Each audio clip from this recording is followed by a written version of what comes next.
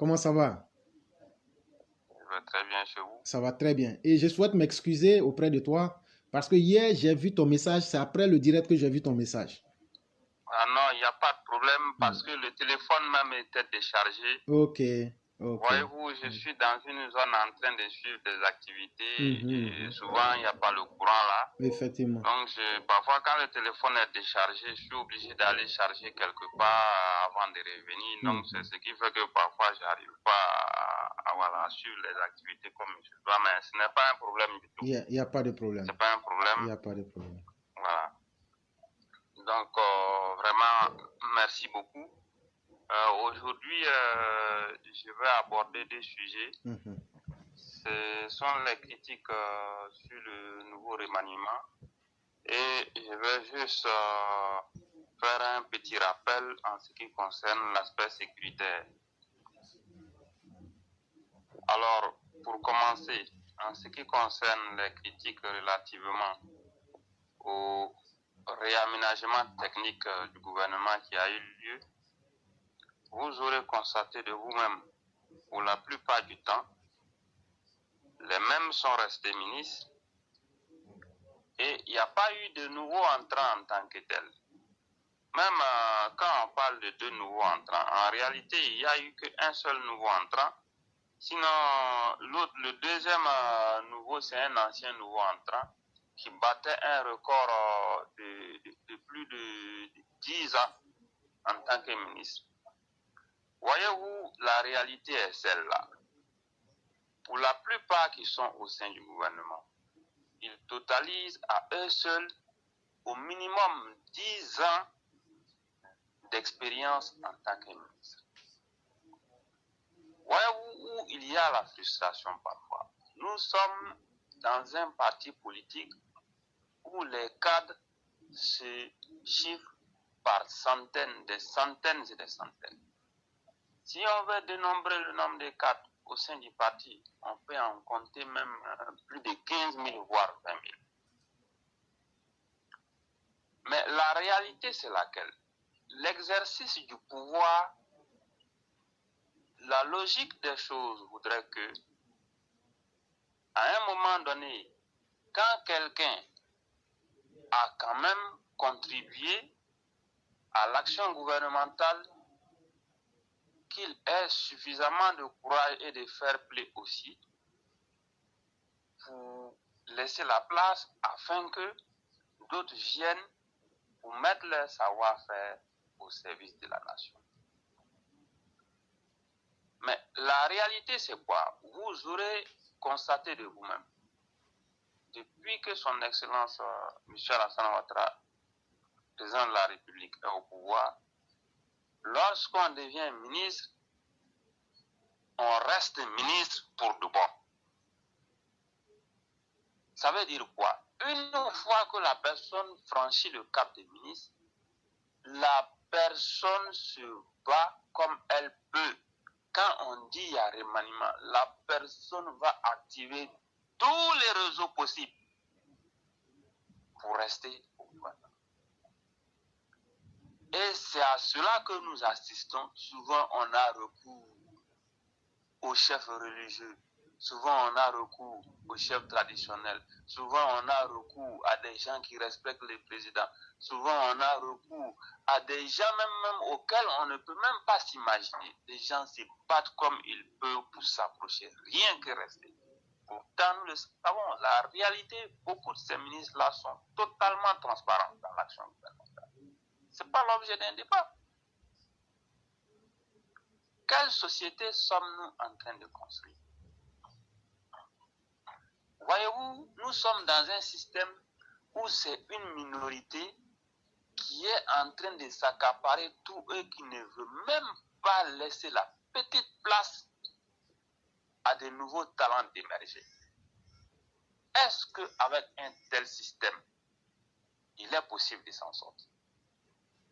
Un tel système peut poser problème, mais la réalité, c'est de l'égocentrisme, c'est de l'égoïsme qui dit pas son nom. Il va falloir à un moment donné que les gens eux-mêmes se posent des questions. Je suis là, ministre, depuis 10 ans, 12 ans, voire plus. Est-ce que bien avant ça, si certains avaient décidé d'avoir des records assez incroyables dans l'action gouvernementale, est-ce qu'un jour je pourrais prétendre même à avoir ce poste ministériel? Il faut que les gens se posent des questions.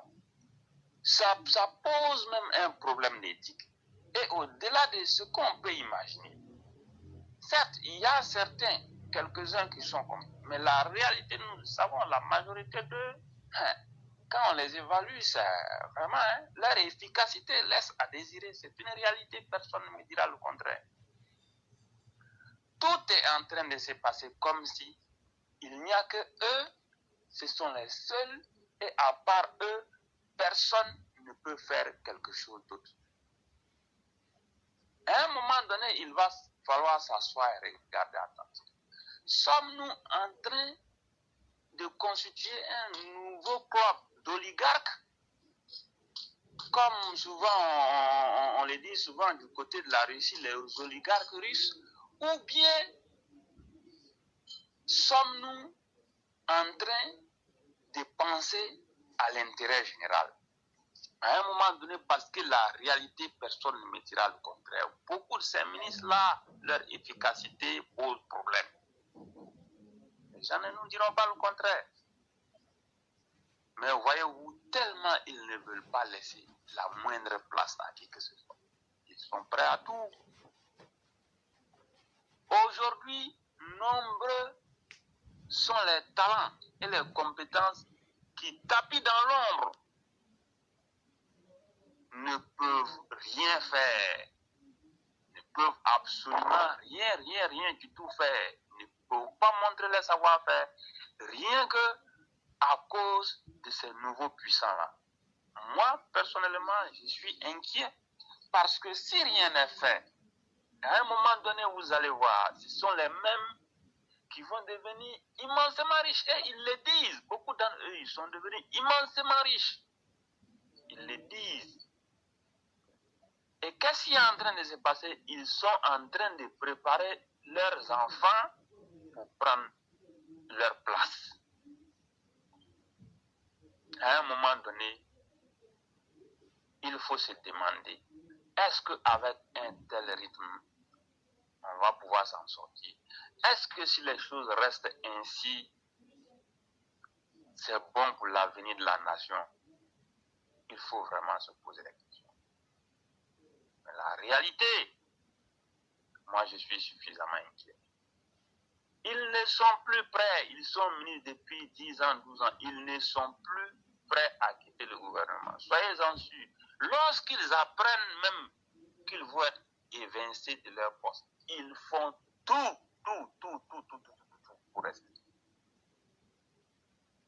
Et voilà la réalité qui est là. Avec le réaménagement technique qui a eu lieu, beaucoup se sont battus comme ils pouvaient. Ils sont restés et ils sont dans le bonheur. Les autres, eux, broient le noir, ce n'est pas leur problème. Les choses vont rester ainsi jusqu'à quand? Sur combien d'années encore? Personne ne le sait. Pendant ce temps, il y a beaucoup de talents, beaucoup de compétences qui sont tapis dans l'ombre. En Côte d'Ivoire, souvent quand on est assis, on a l'impression qu'il n'y a pas de compétences parfois pour hisser le pays au sommet du développement.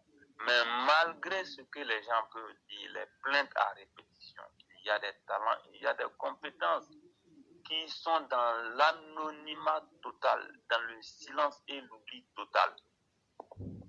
Mais je vais dire, la contribution de ces talents, de ces compétences-là, pourrait hisser le pays à un niveau de développement auquel peut-être on n'a jamais pensé.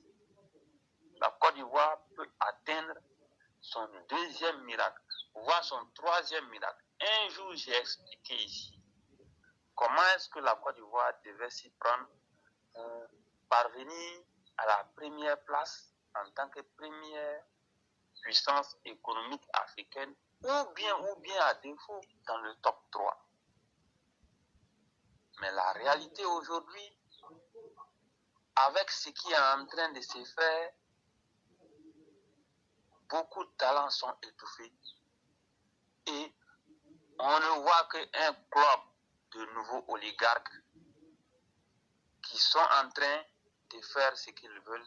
Et même lorsque vous vous approchez de ces ministres-là, quand ils prennent par exemple votre CV, ou bien ils vous reçoivent, vous parlez, dès lors qu'ils voient déjà un niveau de compétence, un niveau d'intelligence, ou bien un niveau de sagesse en vous, ils vous classent déjà comme un adversaire qui peut les nuire, et je vous dis, vous ne bougerez plus d'un iota.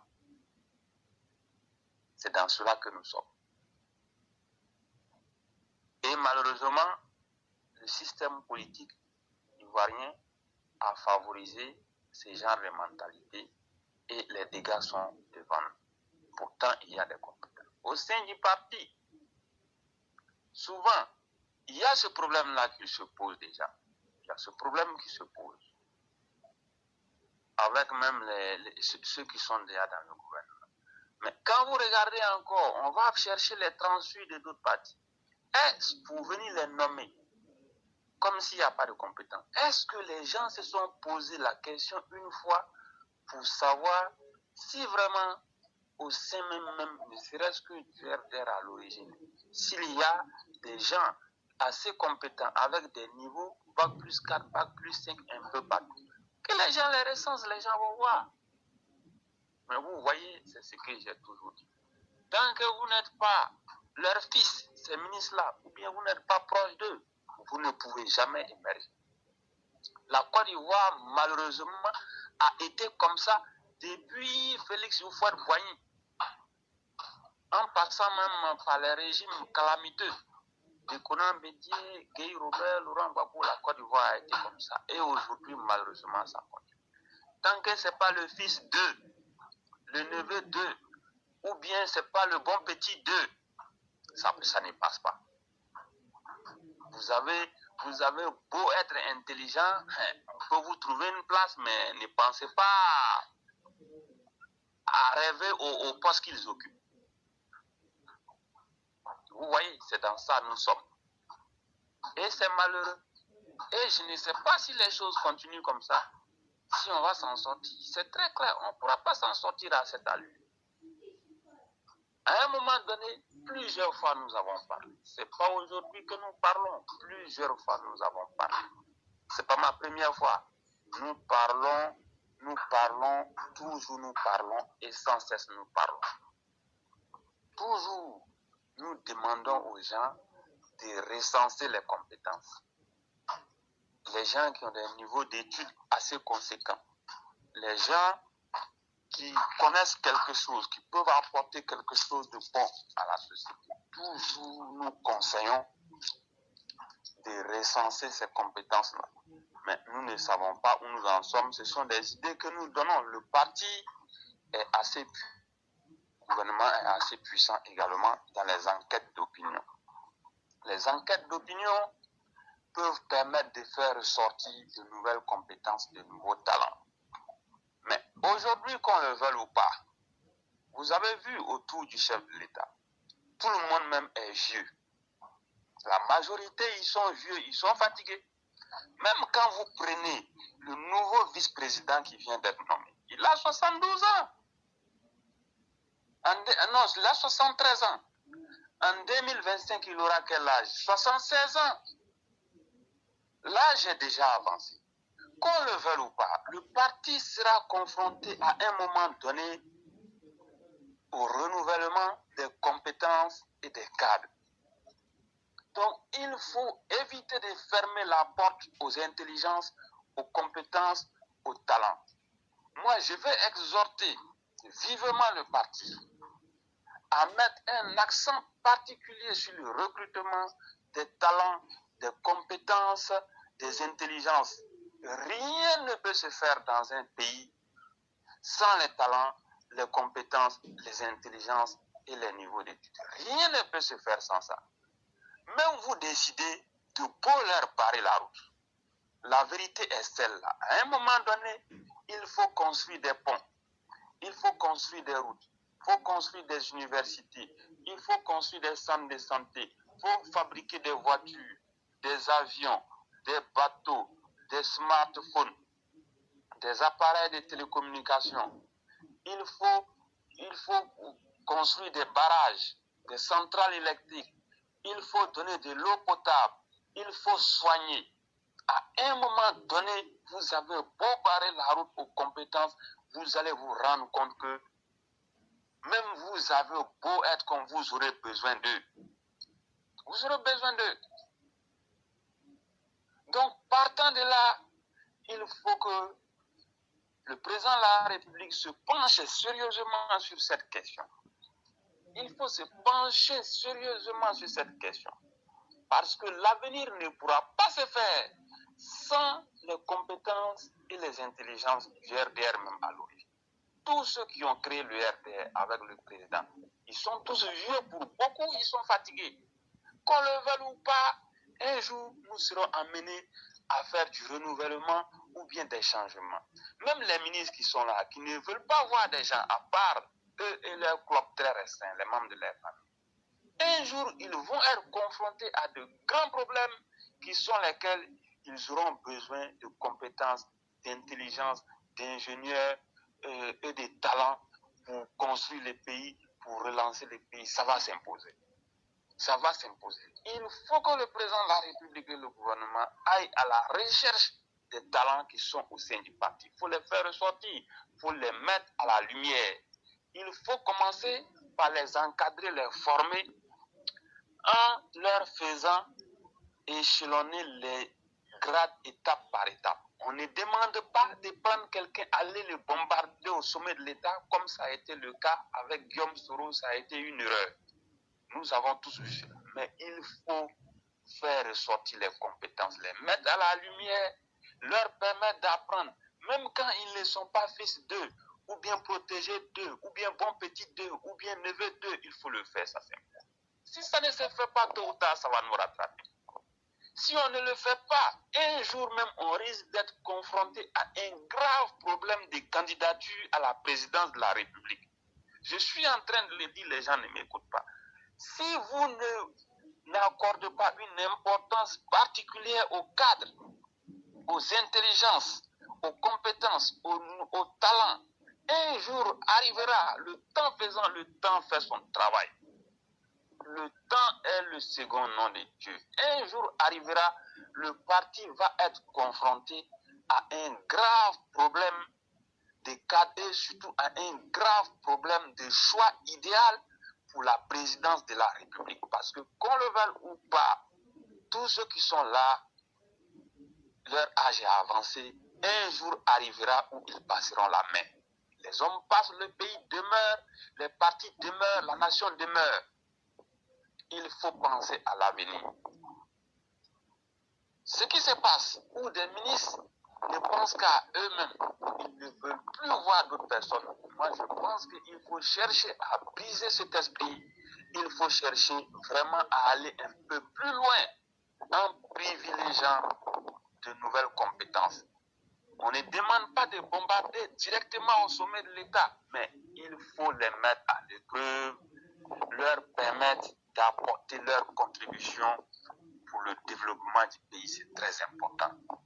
Sinon, jusqu'à présent, ce qui se passe, où on ne pense qu'aux bons petits, tôt ou tard, ça va nous rattraper. Et je suis en train d'interpeller son Excellence M. Alassane Ouattara, le président de la République, pour lui dire de faire quelque chose. Il est grand temps, il faut faire des promotions à travers des postes de directeurs généraux, à travers des postes de directeurs dans l'administration centrale, à travers d'autres postes dans l'administration, même si ce n'est pas des postes de direction. On peut faire des promotions, de nouvelles compétences, c'est très important. Il faut préparer l'avenir. L'avenir se prépare toujours. Il ne faut pas que nous soyons surpris demain. Donc vraiment, je voudrais exhorter sincèrement le président de la République à revoir attentivement ce côté et de faire quelque chose. Voilà ce que je voudrais dire.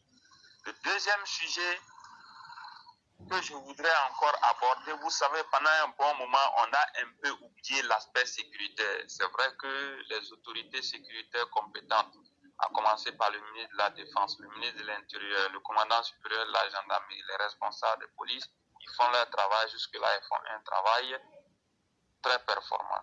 Mais je veux à nouveau attirer leur attention pour leur demander plus de vigilance. Soyez beaucoup plus vigilants. Ces temps-ci, on était beaucoup préoccupés par le sujet politique, c'est certes vrai, mais regardons de près la sécurité. Rien ne vaut la sécurité. Rien ne peut se faire sans la sécurité. Donc, il faut à nouveau être très vigilant et vraiment faire quelque chose pour continuer à protéger ces pays et préserver la paix et la stabilité. Voilà ce que je voudrais dire, si vous avez quelque chose à ajouter. Monsieur Sundiata le Conquérant, tout ce que vous avez dit, vous avez donné des propos pour les gens intelligents qui savent utiliser le présent pour sonder l'avenir. Et si vous remarquez très bien, à l'entame de mes propos, j'ai eu à dire ceci. Quand la stupidité est considérée comme du patriotisme, il est dangereux d'être intelligent. Mais ça se réexplique. Quand les anti-valeurs, quand l'inversion même des valeurs est considérée comme un acte philosophique dans une nation, vous, les personnes intelligentes, connaîtrez des difficultés. Parce que souvent, vous serez amené à vous poser la question de savoir si c'est soit vous le problème, ou bien si ce sont les autres qui sont véritablement les problèmes. Mais une chose est évidente, ne vous laissez jamais séduire par l'abondance du mal dans votre environnement, car il y a toujours un prix à payer à chaque action qui est posée. Et ce que vous avez dit, ça me ramène surtout à une question fondamentale que je me pose. Quand je regarde les propos de Saïd Penda d'aujourd'hui, qui dit ceci, il dit, au vu des critiques et des frustrations au sein même de la formation, le RHDP aujourd'hui, qu'elles soient justifiées ou non, une chose est certaine, il reconnaît qu'elles sont réelles et que ce serait politiquement risqué de continuer de les ignorer. Elles doivent au contraire être prises en charge au plus haut niveau, au risque de voir le fort soutien populaire dont joue le régime s'effriter progressivement. Ce que Saïd Penda est en train de nous dire, si je prends le risque d'interpréter ce qu'il est en train de dire, quand j'écoute vos propos, ça veut dire aujourd'hui fondamentalement que si le RHDP ne fait pas attention, on va être brisé de l'intérieur. C'est ce que les Anglais appellent from inside out. On va être brisé de l'intérieur pour sortir. Parce qu'aujourd'hui, il y a trop de frustrations qui ont été accumulées. Aujourd'hui, il y a trop d'injustices qui ont été acceptées. Aujourd'hui, toute personne, et ce que vous dites là, ce n'est pas faux. Combien de personnes n'ont pas déposé des CV? Mais quand on regarde leur niveau d'intelligence, on dit celui-là, il va être une menace. On va attendre qu'on le mette derrière et puis on passe. Et là, aujourd'hui, qu'est-ce qu'on voit? Ce sont les personnes qui n'ont pour compétence que d'être des lèche-bots, des personnes qui n'ont pour compétence que d'être des caisses de résonance, des personnes qui n'ont pour compétence que d'être des faire-valoir.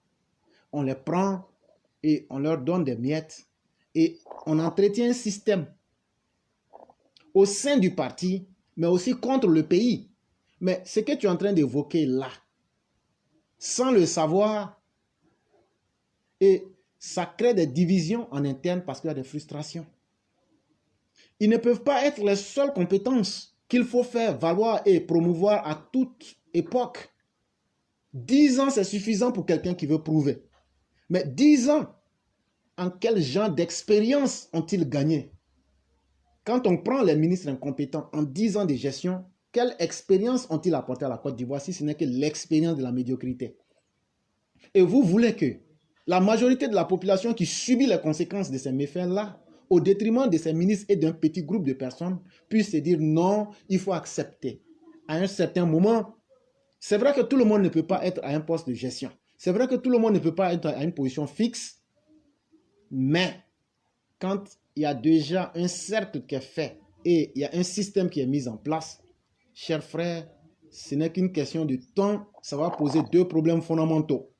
Les hommes les plus intelligents seront frustrés et progressivement vont s'éloigner du combat, vont se terrer dans un mutisme et dire, puisque ce que je vaux ne vaut pas la peine là, où c'est? Pourquoi ne pas me taire et assister? Et ça, je peux dire qu'aujourd'hui, le RHDP est en train, c'est pourquoi Saïd disait qu'aujourd'hui, la plus grande déception est du côté des militants les plus coriaces même du président de la République.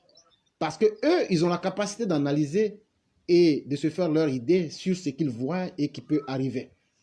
Mais une autre conséquence, c'est que n'ayant pas fait le choix de promouvoir des vraies valeurs sur la compétence, un jour arrivera, le problème de l'âge n'est pas seulement un problème, mais on n'aura même pas des gens capables de réfléchir. On n'aura même pas des gens capables intellectuellement de pouvoir appréhender les situations, puisqu'on aura créé des clubs par des liens de famille sur la base de la médiocrité. On se retrouve dans une situation où les hommes intelligents auront foutu le camp. Et là encore, ça nous ramène à ce que tu disais. On va aller encore maintenant à la course vers les hommes intelligents. Mais malheureusement, la précipitation est toujours mauvaise conseillère. On peut même aller piéger même nos ennemis pour venir être. Parce qu'on aura besoin de leurs compétences. Et ce que nous disons là, ce n'est pas nous-mêmes personnellement qu'il faut nommer, ou bien d'autres personnes que nous voudrions. Mais je crois qu'aujourd'hui, pratiquement, on va dans 15 ans de gestion. Sincèrement, la promotion des nouvelles têtes n'a pas été une réalité, n'a pas été au rendez-vous. Et aujourd'hui, je prends un exemple simple. Donnez-moi les milliardaires africains et venons en Côte d'Ivoire. Prenons les nouveaux milliardaires, donnez-moi quelqu'un qui s'est battu et qui a eu confiance au système et qui a pu s'en sortir sans compter sur la politique ou même sans être un proche du parti au pouvoir. Donnez-moi un seul exemple. Allô? Oh, ok. Il y a un problème de réseau avec Sundiata. Vous allez nous excuser. La famille Bion. Voilà, donc Sundiata, je posais la question de savoir, est-ce que vous connaissez quelqu'un? Puisque tout va bien dans le pays, c'est vrai, nous dit-on. Est-ce que vous connaissez quelqu'un, sans l'appui du politique, qui a pu être milliardaire depuis les 15 dernières années de la gestion du président Ouattara? Je n'en connais pas. Je n'en connais pas. Et En donc, général, même s'il y en a, si c'est trop, c'est 0,5%. c'est Si un... les 99,5%. C'est très rare. Ok, Même monsieur... à titre d'illustration, même la famille Bion dont on vante les mérites, tout le monde sait, c'est l'argent volé des petits là qui Voilà. a servi à créer les entreprises et puis ils sont devenus assez nuls. Tout le monde sait ça. Ok. Et Il donc... y a plein de cas comme ça qu'on peut, c'est pas nécessaire de citer. Ok. Voilà. Et donc, ça veut dire qu'en réalité, tout le gros travail qui a été fait et toutes les opportunités qui auront été ouvertes, elles n'ont pas été ouvertes à la grande majorité de la population. Et c'est pourquoi les rares riches, les nouveaux riches, vous les retrouverez uniquement dans la classe politique nouvellement assise. Et ce n'est pas un bon signe. Ça veut dire que tout ce qu'on vante là, il y a un problème fondamental, c'est que ça ne fonctionne pas en réalité. Sinon, si les nouvelles valeurs qui avaient été mises en place fonctionnaient comme il se doit, on devait trouver des nouveaux millionnaires, des nouveaux milliardaires dans des nouveaux secteurs d'activité qui soient très éloignés de la politique. Malheureusement, la réalité n'est pas comme ce que nous souhaiterions. Et le pire encore, on ne fait même pas la promotion interne dans le parti. Parce qu'il faut être soit parent d'eux, ou bien le bon petit d'un cadre, ou bien vraiment lécher les bottes à quelqu'un. Je ne crois pas que nous sommes venus dans ce combat-là pour être des applaudimètres, ou bien pour suivre les autres, réaliser leur bonheur, et que les autres vont être là pour être des électeurs. C'est vrai que tout le monde ne peut pas être logé à la même enseigne, mais il faut dire une chose, le RHDP fait montre d'une ingratitude qui fait mal quand même aux militants intelligents. Je ne parle pas des militants qui sont dans le moutonisme. Je parle des militants intelligents qui savent qu'ils ont de la compétence, qui savent qu'ils peuvent apporter quelque chose. Quand vous regardez, à un certain moment, vous vous dites, ça amène à réfléchir plus d'une fois. Et c'est de cela que nous sommes en train de parler. Et le débat, le niveau peut dépasser certaines personnes, mais nous, on n'a pas de complexe. Nous, on aborde les questions comme il faut. Et on expose nos idées. Et comme disait Madame Blanc, ce que tu es, quand tu fuis ta véritable nature, tu deviens rien. Et comme nous sommes des vrais, nous sommes ce que nous sommes, et nous n'allons jamais accepter d'être quelqu'un d'autre, ce que les autres disent dans leur salon, mais qui n'ont pas le courage de dire, nous on vient, on l'expose ici. Maintenant, le RHDP peut continuer et dans cette lancée-là à nommer les cousins, les copains, et les nièces, les fils, les beaux. Il n'y a pas de problème. Mais tôt ou tard, ça poserait un problème.